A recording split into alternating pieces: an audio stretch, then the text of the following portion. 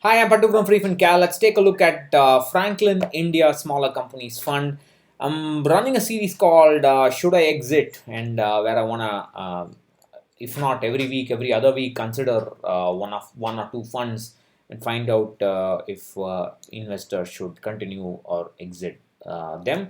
Last time I did HDFC mid cap opportunities, we found that it actually is a very good performer and there's no reason for anybody to worry about. And this time, let's look at Franklin Smaller Companies Fund.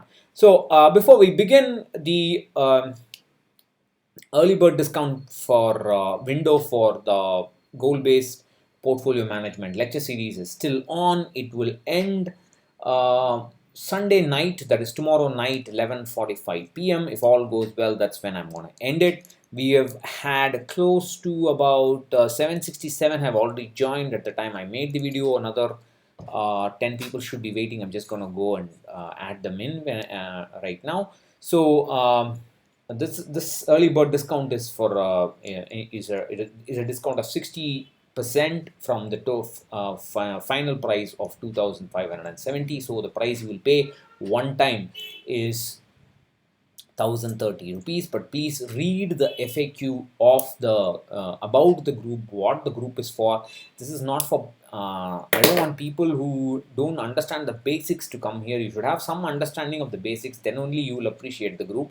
Already there are some very nice discussions among members and very good questions. So many more ideas for new videos. I have made 2 new videos after the launch of the course, and I have so much more to do.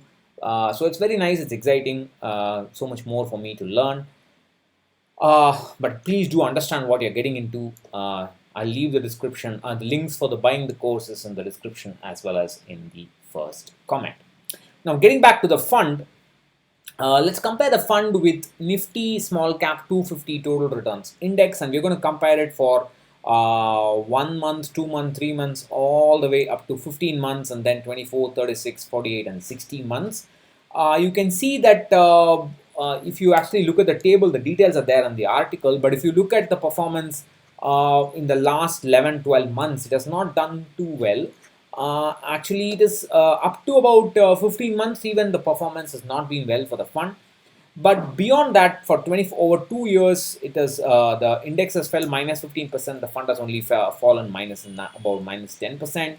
36 months, the index has given only 2.6%. The fund has given 5.2%. 48 months, which is 4 years, 4.9%, 4.1% from the index, double that for the fund, and 5 years, again double that of the index. So it has done quite well over a long period.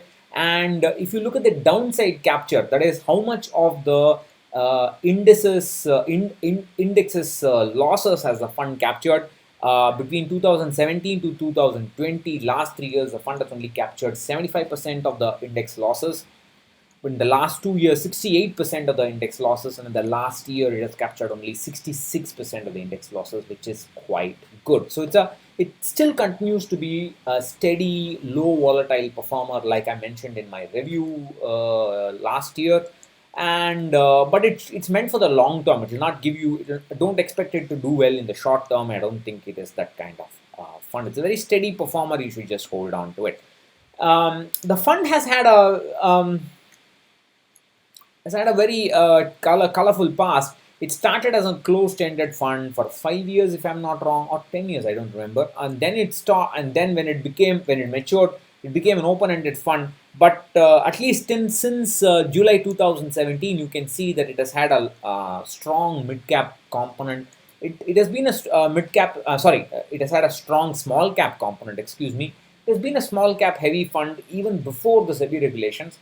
From 4th June 2018, it officially became a small cap fund according to SEBI regulations.